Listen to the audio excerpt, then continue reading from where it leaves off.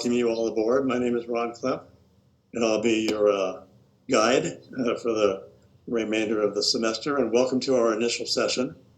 We have a few people that haven't checked in yet, so they may come in along the way. But let me invite you all to come in and share your videos so I can get a look at you. And I urge you also to put your screen on gallery view so that you see everybody in the class as best we can. And officially, I'd like to welcome you to tonight's orientation. The purpose of tonight's session is really just to get oriented to the class and find out about what we're going to be doing over the course of the semester, and check in on all of the sources that you're going to be using, including the two readers and the textbook, and we'll talk about those in a few minutes. We'd like to start around 7 o'clock. My intention is to keep the class from 7 to 9. After 9 o'clock will be my office hours. When I'm in person, my office is the trunk of my SUV. Here, we'll just be hanging out, and if anybody needs to talk with me, or if you need to set up a separate Zoom conference at some point, then we can do that as well, okay? So again, for tonight, we want to just sort of set the tone for how the class is going to function. We don't really need to take any breaks. As you know, restrooms are right down the hall. So should you need to use one, feel free to just do so. And again, as often as you can keep your screens on, it would be greatly appreciated. As I mentioned in the memo, it's one of the challenges of a Zoom class, I'm sure you know, is to get a sense of who's in the room, and we will be talking to each other in small groups from time to time. So we want to make sure that we respect everybody and make sure that we can see who we're talking to as often as we can. So that would be much appreciated. You'll notice one of the names there is Caitlin. Caitlin, you will never see. She is my techie, and so she just plugs in so that I can use an auxiliary television to see a bigger screen so that I can see as many faces as possible. Okay? All right. Any questions before we begin? Everybody hear me okay? Yes? Okay. A couple of questions for you. How many of you have been able to obtain the textbook, the VACA text? Okay. How many have obtained the readers from the Northridge Copy Center? Yes. Yeah, okay, good. So you're going to need to get those sources as soon as possible, particularly starting next week. Okay, I'm going to jump into a PowerPoint presentation to get us started tonight.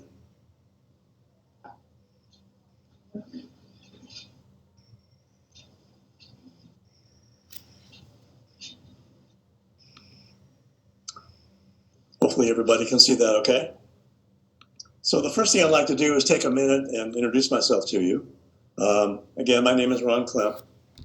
I began teaching in 1973, before some of you even walked the earth, I'm sure. And I taught in the inner city of LA. I taught reading at both a junior high school at the time and a high school in the inner city.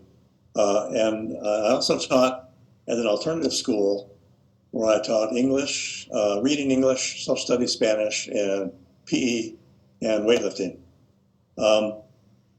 After those first years, I was asked to take over in the East San Fernando Valley as a Dean of Discipline at both the junior high school and the middle school.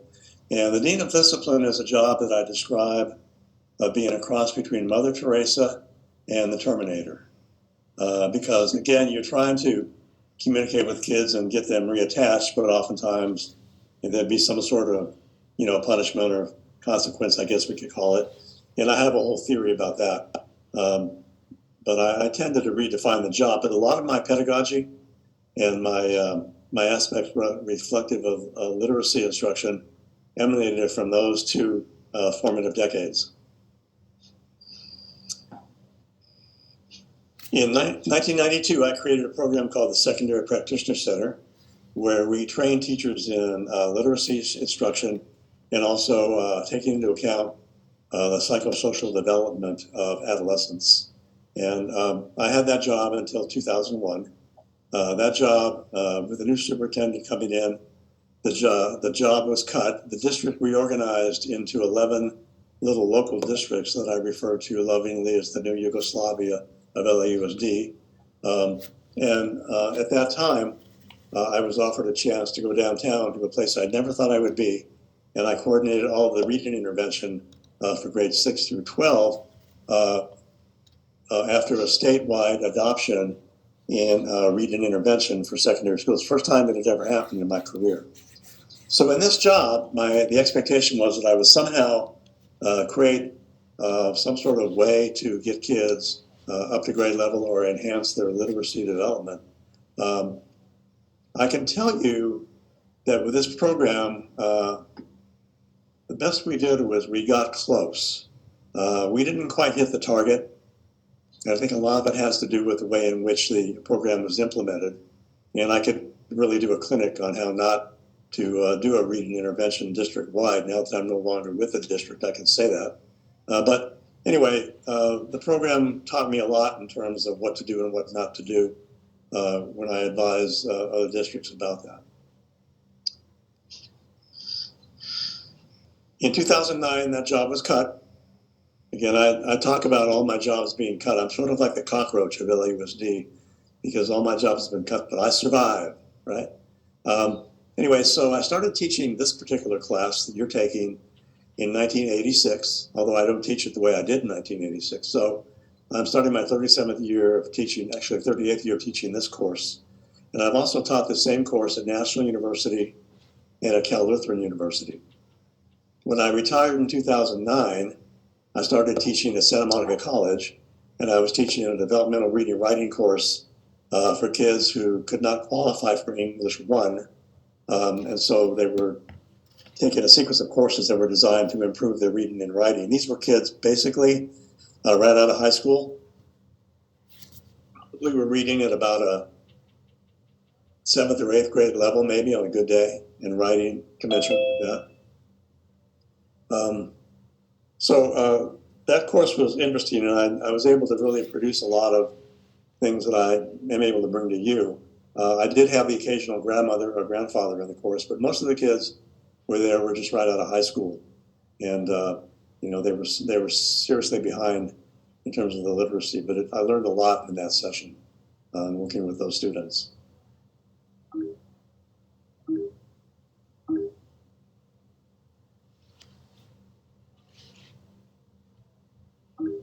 Yeah, I seem to be stuck here. Let me hold on 1 second.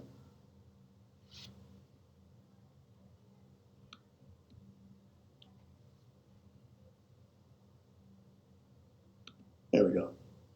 Okay, so I like to hang this out here. One of the guiding principles for our class comes from this poster by Marva Collins. It says, once children learn how to learn, nothing is going to narrow their mind. The essence of teaching is to make learning contagious, and to have one idea spark another. And this really speaks to the heart of what literacy-based instruction is about. It's about expanding students' knowledge and getting them to engage in more critical thinking about the subjects that they're studying. Now, this is an evening class, and I know that a lot of you have either been teaching all day or have come from working all day.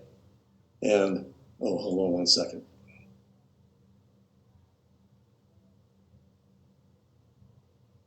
Thank you. I'm still new at this stuff, so you have to bear with me. So this is the poster that I had mentioned. You can all see it now. And I think this really speaks to the idea about expanding students' literacy-based instruction. And yes, Kalia, thank you with the save. And by the way, I am a newbie at this pretty much. So if something's not coming through, send me a text or speak out, and I'll make the adjustments. So I know this is an evening class, and a lot of us after working all day would rather be joining this guy and just sort of sacking out, or maybe relaxing after hard days of work, doing something other than sitting in a class, right? So in considering that, my job is to keep you interested, right? And also to keep you engaged so that we spark some interest here and have some lively discussion with some variety in terms of how we conduct the class. So it's not going to be like the cartoon says, the same old sea shanties every day. We'll have some variation in terms of what we do. So even though we're unable to meet face mask to face mask, as it were, we'll try to have some lively discussions along the way and confront some of the challenges that we find in this Zoom environment. And we'll also try to have some laughs along the way as well. I always say that humor is no laughing matter. It's an important ingredient in terms of how to make learning fun and keep people engaged. So, you know, teaching and being a student in a Zoom class is quite different than face-to-face, right? Makes you a little crazy sometimes. The current situation, though, has produced a more prolific use of technology in everyday life. And I think that's probably one of the benefits, what we see in terms of the use of technology. You know, it has a more of a wide usage. Dr. Seuss came along, and this was a variation on a theme. I will teach you in a room. I will teach you now on Zoom. I will teach you in your house. I will teach you with a mouse. I will teach you here and there. I will teach because I care. And hats off to all of the teachers and even the students who had to suffer through 2.5 years of learning on Zoom, even though we know that there are certain social issues that have resulted from that, as well as drops and losses in learning, but we carry on. This is an ode from a teacher who was in the Zoom environment. Teachers try to help out their students and their athletes. This one teacher in particular, music teacher, I thought was phenomenal. Not only did she pick up an instrument and decide to help out her student and spread some joy, but she wrote a song, and as inspiration, she was going to share what she's been going through and how it makes her feel while she's in the isolation. Have a look. Hey, so as some of you guys might know, I'm a music teacher, and I found that one of the best ways that I can process the whole transition to online learning and teaching is to write a song. So I wrote a song. I'd like to share that with you guys now. Here we go.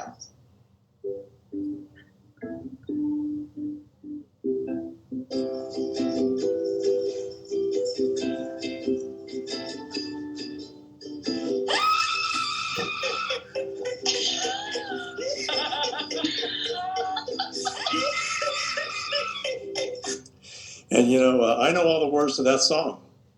How about that?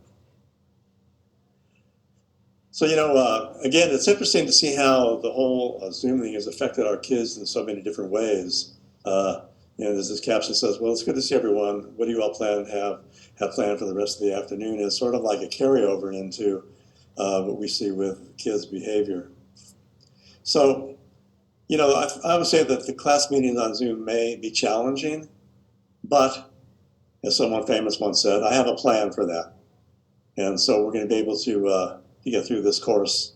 Taught it several times now. You know, it's been a year since I taught it, but this way, but we're going to work it out. All right, so here we are in Secondary Education 521, Literacy, Language, and Learning across multi-ethnic classrooms. So the question is, you know, what do you mean that the kids can't read the books, right? Because, you know, secondary kids, they should all be able to read, right? And what do you mean they can't do the math?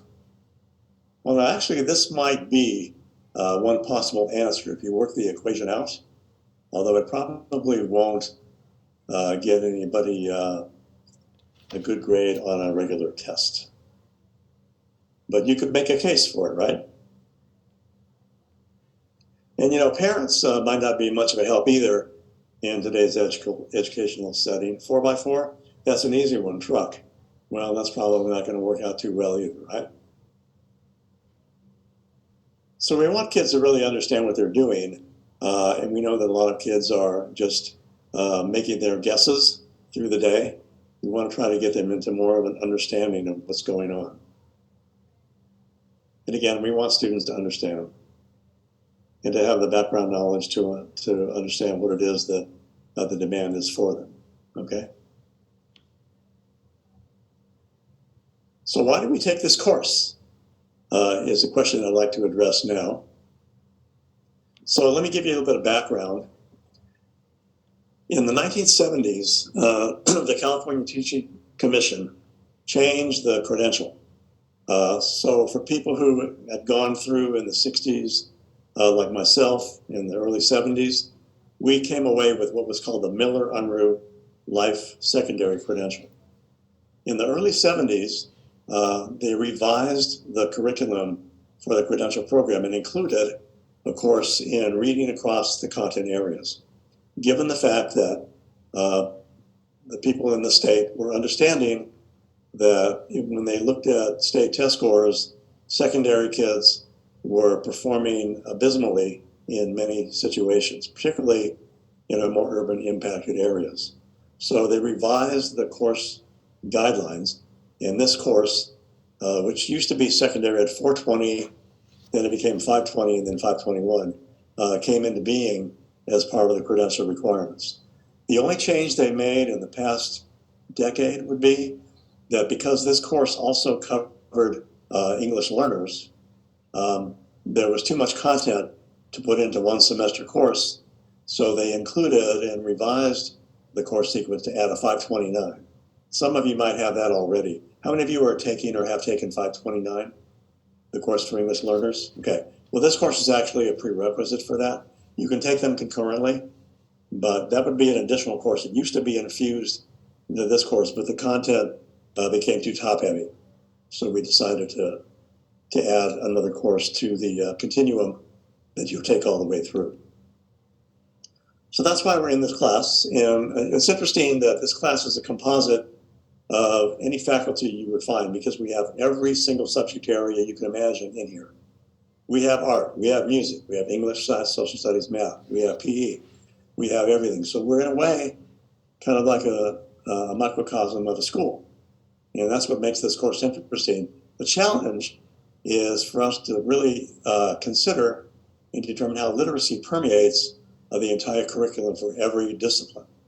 And this may be a level of awareness that we don't always have.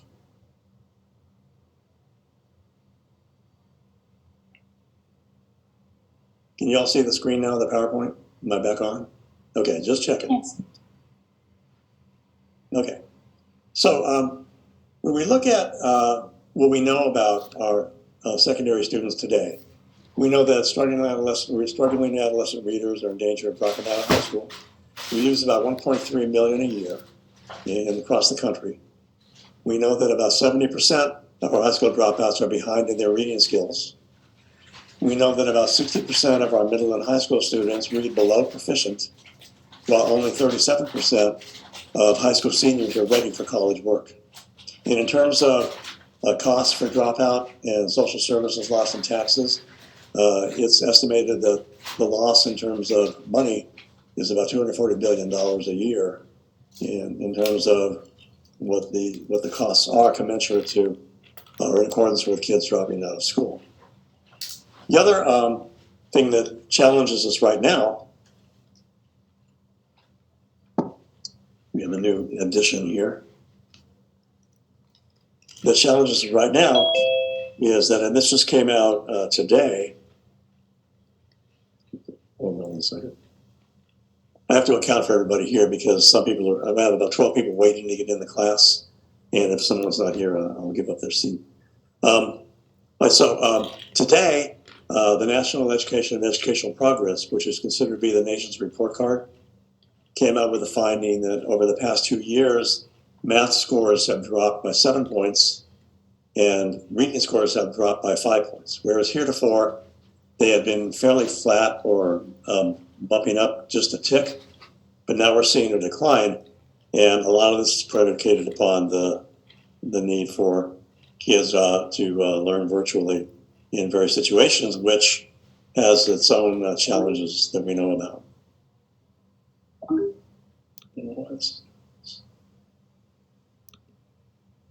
So, what's interesting is when my students ask me, how long does it take till you get the hang of this job? My stock answer is that it takes about 50 years, because that's how long I've been doing it. And Michelangelo, at the age of 87, said, "Ancora impara," I'm still learning. And I think that I can say that as a teacher in this business for 50 years, I can identify with that. Charles Lloyd, who's a famous jazz saxophone artist, said at 84 years old What keeps my younger than springtime is that I'm still learning and still growing. I've got experience, but I've got a beginner's mind, and that is a blessing. So the reason why I put this up here is because oftentimes we ask the question, well, I'm in this particular discipline or that particular discipline, and where does reading necessarily come into play here? The fact of the matter is, it isn't really just reading we're talking about. In fact, the teaching is a reflective process, as Elliot Eisner once said. So we're continually trying to refine what we're doing. And when we have kids engaging in behaviors such as reading, writing, thinking, speaking, and listening, you kind of get an idea that the veneer of just reading in certain classes kind of lifts away. And we see that these kinds of skills are really inherent in every discipline and maybe different forms or different ways. So that being said, I just have to put a qualifier out here that some of you may not like this class because it's not a content-specific class. You'll have a content-specific class in your methods course and some other courses along the way. But really, this is a course that's designed to give you a broad stroke of activities and instructional methods you can use across all disciplines to plug in to your instruction.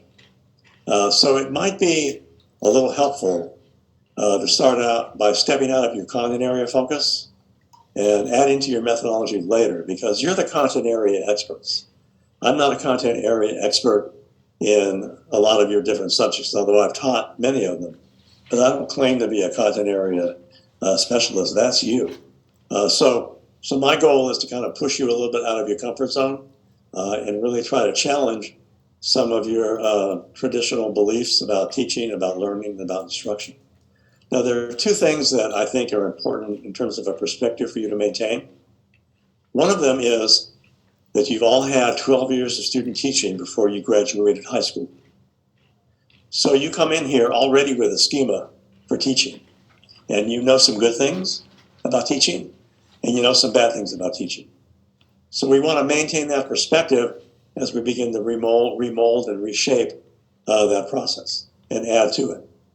The other perspective that I want you to maintain is at one point in our lives, we were all teenagers. And that perspective is important to maintain because when you view your class through the eyes of an adolescent, it causes you to maintain a perspective that's a little bit different than what we think about in terms of traditional teaching. So we're going to hang on to those ideas and we'll revisit them as we go through. But in terms of literacy instruction, there's a poem from William Butler Yeats that I like to quote at the end of his poem. Among school children, it says, "Oh, bodies sway to music, oh, brightening glance. How can we know the dancer from the dance?" To that end, the reason I add that is because it's very difficult to consider how you would take away the literacy-based instruction in terms of your methodology and have just instruction without it. So this is why I think this poem speaks to that idea, important to consider.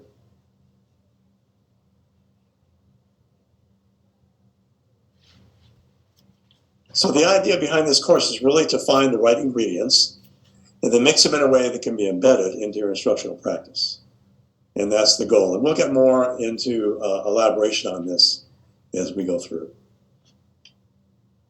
Now, getting back to the class, I saw this sign on a tree when I was taking a walk one day, and it caught my attention. It says, "In school, you're taught a lesson and then given a test. In life, you're given a test that teaches you a lesson." Caused me to think about that for a minute, but then I realized something I need to share with you in terms of this class. I don't give tests in this class. There's no midterm, there's no final, and there's no research paper. I've done all the research for you, and this is what I'll be sharing. There is work, but for me to give you a test, here's the deal. When you're learning to drive a car and you take your written driver's test, and then you go out and you drive, you take your driving test, and then you pass or fail, and then you pass it again. Well, here's the thing. You never really learn to drive until you're out on your own and you're driving. And that's kind of the way it is with this class. So your test will really come after you leave my class. So it doesn't make sense for me to give you a test here. To me, it's just busy work. And the other part of this is that because you're in my class, as long as I'm at CSUN, you kind of have me on retainer.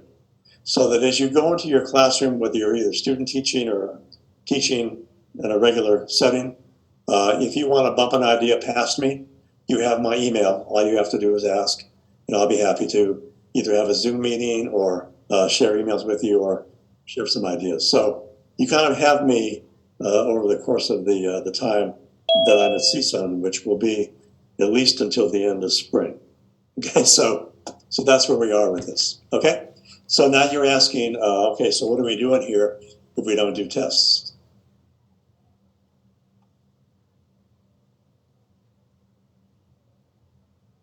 First of all, there are two variations of the text, and I sent you all emails early enough so that hopefully you were able to get these at a very good price. This one here, the 10th edition, is really all you need.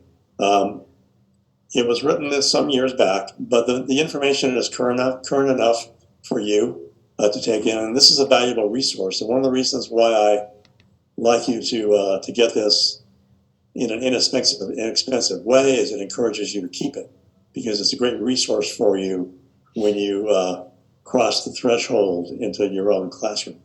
The other book, the 11th edition, is fine too, but I didn't want you to get the latest ones because I don't want you to spend $180 on a book that's going to have basically the same information that you'll have in these as well. The other texts are the two readers, and if you haven't gotten these yet, you'll need them by next week. These can be picked up at the Northridge Copy Center. There's part 1 and part 2. If you haven't gotten it yet, the address and the phone number is on the syllabus. Please call and ask for Ira and make sure that he has copies printed so that when you go to pick it up, it'll be waiting for you because he might have sold out. If you want him to mail you a copy of the readers, he will do so for an additional fee. Okay? And the phone number is down here below if you need to copy it, but it's also on the syllabus. All right, so let's go ahead and take a look at the syllabus.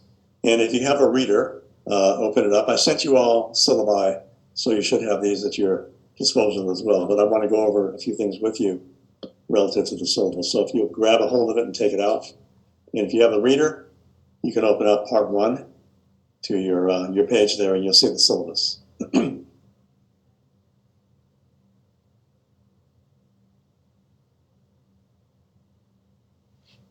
All right, so first of all, the books are listed on the syllabus, and part 1 and 2 of the anthology. And on the front of the syllabus is the obligatory conceptual framework that we put on all syllabi in every class. It's sort of like the boilerplate for the university. Basically just a statement about our belief system relative to what it is that we're teaching and what we're learning. And then a few of the other qualifiers, such as valuing academic excellence, positively impacting school and communities, ethical practice, et cetera, et cetera. Now, if you'll turn to page 2,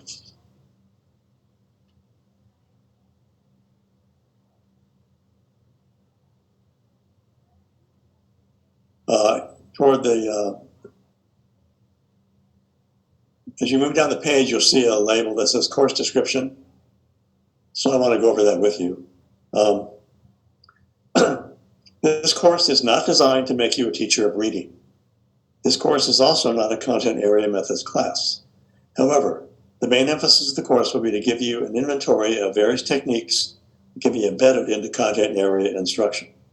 The approach to enhancing literacy will involve literacy skills of reading, writing, thinking, speaking, and listening. But there's an additional aspect of literacy involving what some call social literacy. Social literacy includes the use of the social context of the classroom to support literacy behaviors. And this goes to how we organize for literacy-based instruction and how we manage our classes and how we mediate when situations go awry, as they certainly will in this business we call teaching. The readings that we'll do are designed to support the methodology behind making content classrooms more literate environments.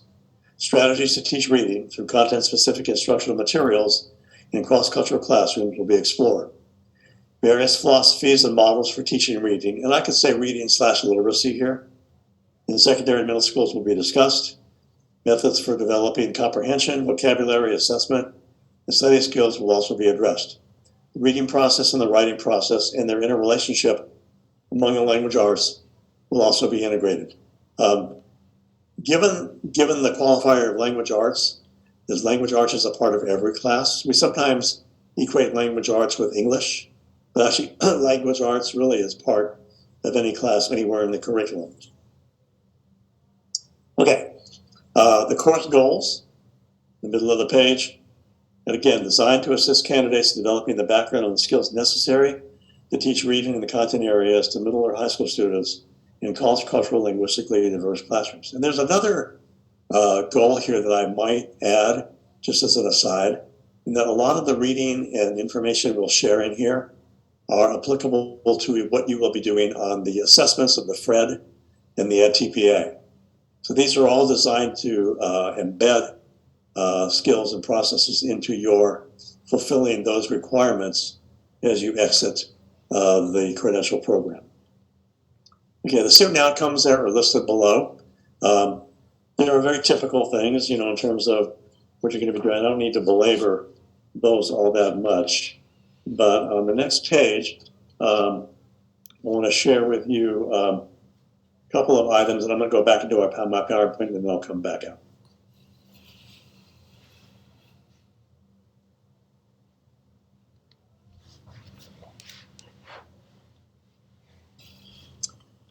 So there are two basic assignments that we'll have each week.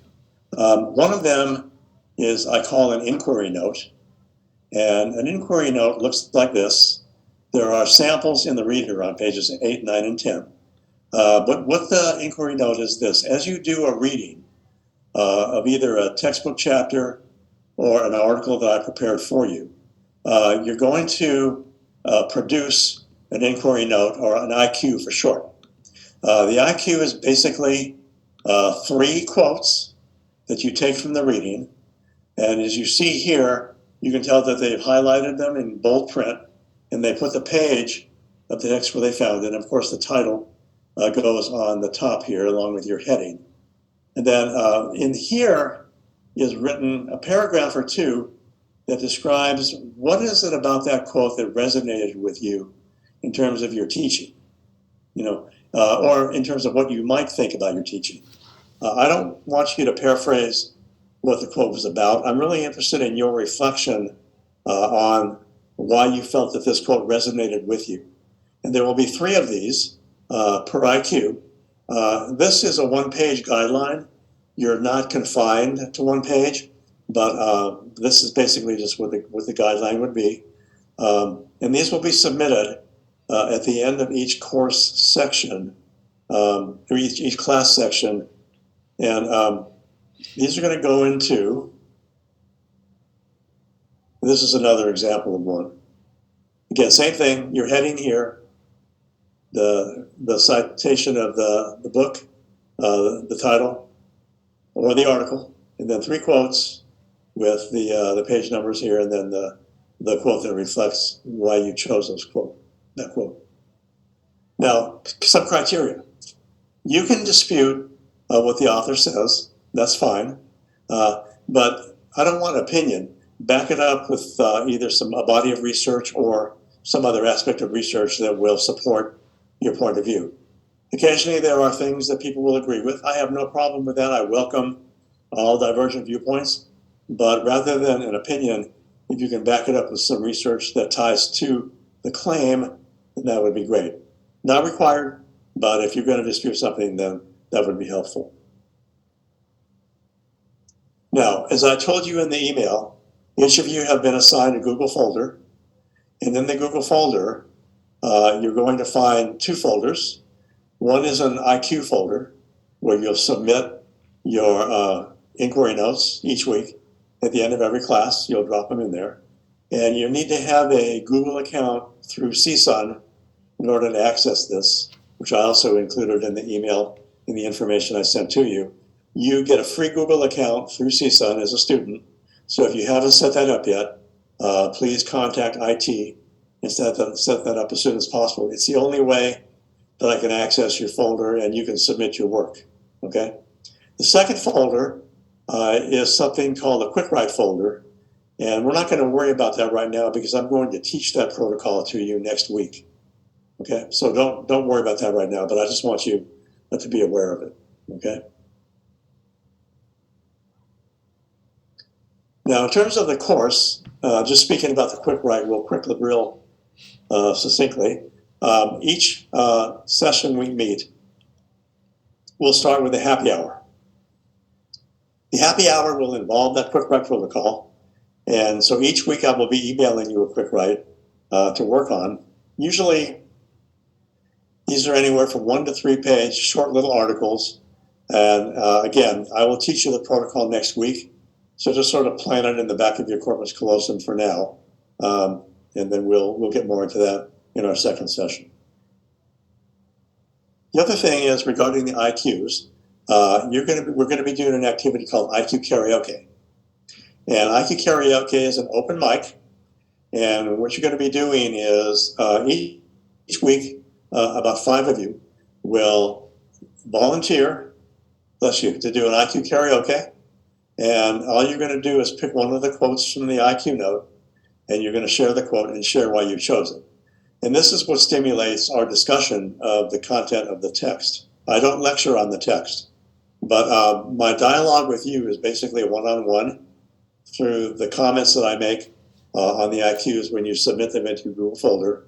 But we do want to take some time and just see what kind of information you're pulling out from the chapters, and this lets us raise questions, get opinions, and that kind of thing.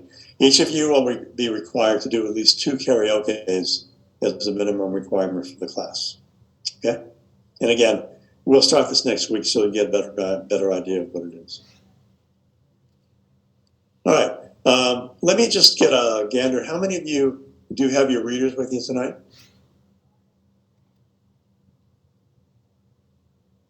Okay, I see a number of you don't yet. So I think what I'll do is next week, I'll do the tour of the reader so that you have them in front of you. Because if you don't have it, it won't make a lot of sense to you right now. So if you have those for next week, then we'll do our tour at that time. Okay. Let's see. One of the things that is in the reader that you'll be working with is something called the Keyword Summarizer. And you're going to find this in the very front of the reader. There's actually 2 of them. And this is also posted in Canvas. One of them is in English, and the second one is in Spanish. And the way that we're going to use these is each week, when I come to a stopping point, I'm going to give you a term, and I'm going to ask you to elaborate on that term. And then you will write a reflection in the box where you'll see that term. Now, everything that I do with you, I also do with my own students when I taught secondary school and junior college. So what I'm trying to do in this class is model for you tried and true strategies that I have done and proven them to be effective. The Keyword Summarizer is one of these. The idea behind the Keyword Summarizer is that when we stop and plant a term to respond to in the box, it lets the kids build in processing time in order to reflect on what was just taught in some predetermined chunk of information so that they can write a reflection on it before we move on to the next one. And this is partly in tune with how the brain works. So you'll see more of this. The reason I'm pointing this out now is because at the end of the semester, what you're going to be doing is taking a screenshot of your keyword summarizers and you're going to be emailing them to me. Now, this assessment is really more for me than you. See how much you're picking up on the class. And they don't have to be typed out as this person did. Most of them will look more like this, where you're just taking a few minutes and processing and going over them. And then again, at the end of the semester, screenshots will be taken and sent to me. Again, some people choose to type them out. No requirement there. But again, most of them look like this. All right. So these are basically a note-taking protocol, a reflection protocol that I advocate for you to use with your own students. And again, They're pretty simple. The reason why I spend time on this is because I found this to be highly effective in terms of having kids retain information. This will be a slightly different one that we'll do later in the semester. There's a reason for that, which I'll explain later. But again, there'll be 2 of them that you'll do. And some students choose to type them out. So note, if you have the reader in front of you, you'll find this right after the syllabus on page 5, and the one in Spanish on page 6. So if you want to look at it, it's there. And as I said, they're also posted in Canvas. And I put things in Canvas with the idea that if you want to use them with your own students, you'll have them there that you can download. Most of them they're all going to be Word documents, basically. Now, this is a quote from a student of mine, a music teacher actually, who, when I was talking about the keyword summarizers, he gave me this reflection. He said, I know you mentioned that you were interested in assessing how the keyword summarizers are being used, so I hope it's okay if I leave some unsolicited feedback. I found the keyword summarizers to be extremely helpful and even realized to what extent I found them. I didn't realize to what extent I found them useful until I went back through my notes just to do the screenshots. To screenshot them. Having a few moments to reflect on what I have actually learned about a topic did wonders for my retention, and reading through each of these as I copy and pasted them to this document was a great review of significant moments, concepts, and revelations from this course. I hope the students in your future classes will continue to do them, at least in some form. I know I'll be using the keyword summarizers in my classroom. So again, I just found that the reflection was interesting. And as we go through these, I think you'll find them to be powerful too. And also, hopefully you'll be able to integrate them into your own teaching. And part of my goal here, if you're in a classroom already, is that some of the things that we take away from here, you can try out right away, so that if things don't go the way we plan, we can always troubleshoot. But again, trying out the activities when you have the opportunity to during our class is always helpful, and it's great feedback for me, but also valuable for the other students as well. So with the readers then, it's important to bring them every week. I always say, in this meeting here, there was a meeting about problems with memory, but everybody forgot to go to the meeting, right? So, and sort of like in this case too, my name is Ken, I'm forgetful. Hi, Larry. Well, the forgetful folks support group is not something we want to join. So, so make sure that you bring your readers and your text with you, have them with you for our class, because we're going to be using them. The readers are actually designed to be interactive readers. Okay. Now, if there's an issue with our meeting, then you better email Ron. I'll be hanging out at Los Pollos Hermanos, waiting for your call. So just call me or email me, rather, if there's some sort of issue that you might have. Okay? Don't be shy. The other thing is, in this course, we try to use a lot of discussion. So it's important that we have a high level of interactivity and discussion to make our class work. I'll invite and ask you to contribute to our discussions and, quote, bump your gums as much as possible. As stated in the syllabus, there will be requirements for participation in our IQ karaoke and, of course, in our happy hour small group discussions. Again, I'll need someone well-versed in the art of torture. Do you know PowerPoint? That's my modus operandi. I do use a lot of PowerPoint to present research to you. Certainly we will stop and discuss much of it, but I've basically put together all the research you're going to need for this course, although I will say that at the back of Reader Part 1, when we take our tour, you'll see there are 5 articles there that I've added as part of our reading menu, and these are all salient articles, even though some of them are time traveled, but they're certainly valuable in terms of adding into our content knowledge about this course. Now, most of you have sent me our connecting to our work handout that I emailed you. I have most of them in.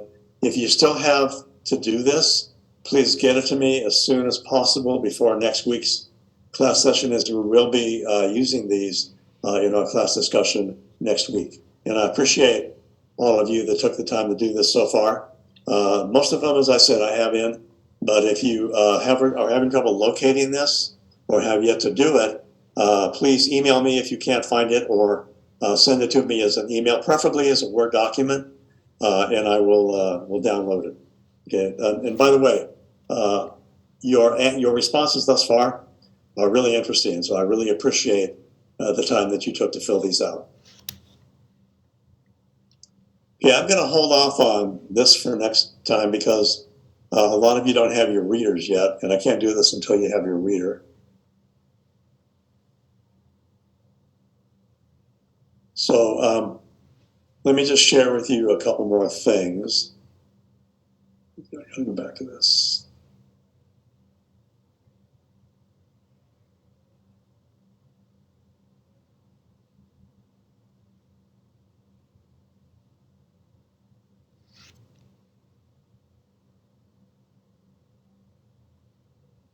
Couple of items for reference. You can see that, right? This is in Canvas, but also on page 10. If you're in a classroom now and you're interested in trying to get a handle on your kids' reading propensities, this is a little student reading inventory survey that you can give to your students. It's in Canvas as a Word document, so you can just download it from there and give it out. Or if you're teaching virtually, do it there. It might be insightful for you to ask your students these questions. If they're high school kids, they may be working. Some middle school kids may also be working too if they're working alongside their parents. But just basically to get an idea of some of the habits of reading that our kids are involved in or not, and how they spend their time in terms of what we might determine to be somewhat literacy types activities, for lack of a better way of putting it. Okay. The other thing is, I'm going to be emailing this form to you tonight. I would like you to fill it out as soon as possible and email it back to me so that I can keep a dossier of information on you. And if you look at the bottom question here, it says, what is your most crucial area of concern that you would like addressed in this class? Try to contextualize it in terms of instruction and literacy. We're not going to end world hunger in this class. We're not going to solve climate change in this class, although those are certainly pressing problems. But if it's a literacy-based issue or classroom management issue or behavioral issues that may challenge you, anything at all, I try to make the class as user-friendly as possible by getting input from you on where your concerns are so that I can address these as well as I can. Okay?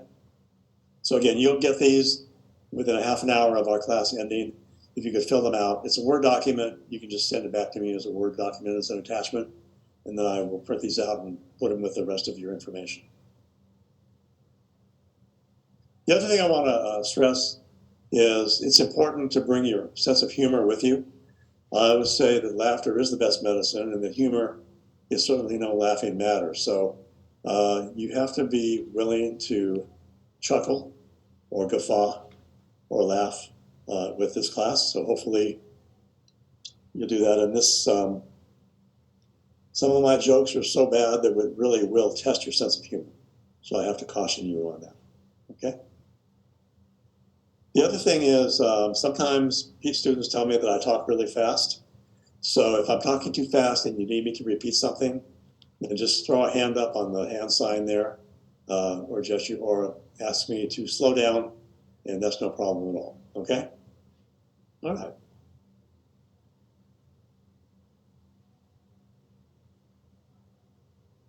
Okay, any questions for the good of the cause so far? Great. Okay, so here is your task for next week. First of all, you're going to send me a student information sheet. But secondly, you need to get a hold of your readers from the Copy Center so that you'll have those, because we're going to be using those each week. And you're going to have an IQ assigned for next week. It's Chapter 1 in Vaca. Now, I know some of you haven't gotten your readers, your textbooks yet. So I've posted Chapter 1 in Canvas for you. So it's a scanned copy of chapter 1, so you can access it there. The first IQ is a trial, so we'll see how you do with it, and then I'll explain how I grade them and the feedback that I give you once we've done one. Okay? All right, any questions on any of this so far?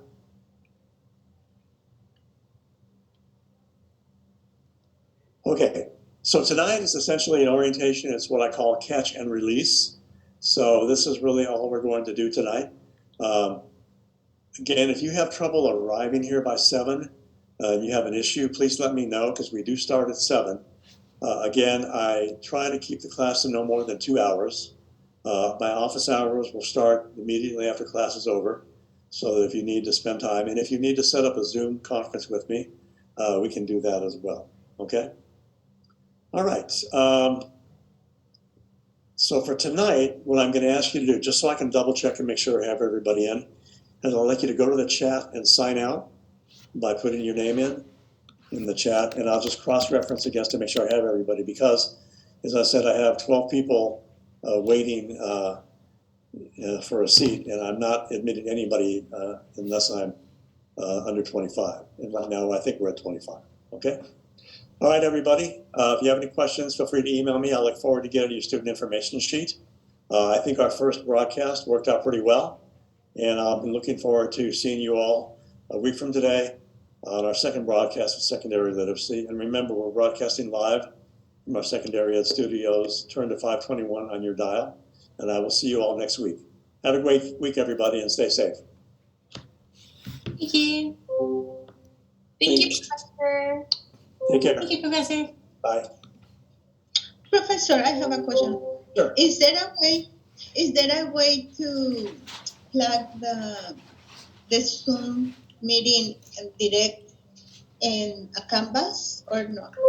Because every time I press the address, it opens the letter, but it didn't direct me to the Zoom.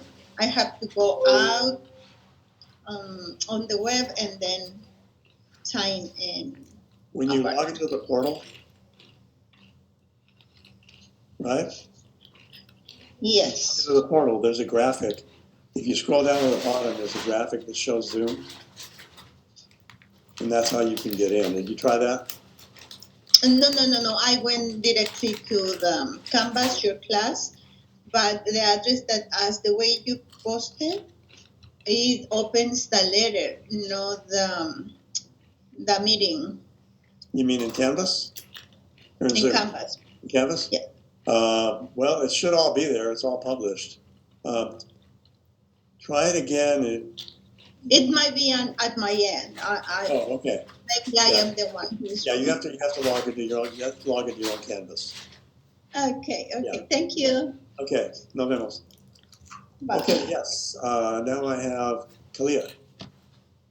Hi, Professor. I just want to apologize for being late today. But I will be able to be here on time. I just was not able to be here right on time today. Yeah. Today, it's always a rough start with this kind of thing. So no problem. I've got you listed, so you're good. Okay. Thank you.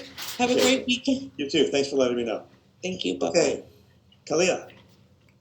Quick. All right. So, yeah, I have a question about these IQs. So on the syllabus, it says they're defined as a minimum of 3 central ideas or quotes. But then you said that the IQ for next week is on chapter 1. So do we find quotes from chapter 1? Yes. Okay, got it. Yeah. And do you have your reader with you? Not the Baka one, but I have the ones from the. Okay, the copy store. So the in Canvas, I have chapter 1 there. There's a scan copy, so you can get it there. And then if you look on pages 8, 9, and 10, you'll see samples of IQs if you need them. Okay, perfect. Thank you so much. The first one, everybody, it's okay because everybody's learned how to do it. So there's not, it's going to be accepted no matter what. So you'll be fine. Okay, great. Thank you. Okay. All right. Let's see. Who else?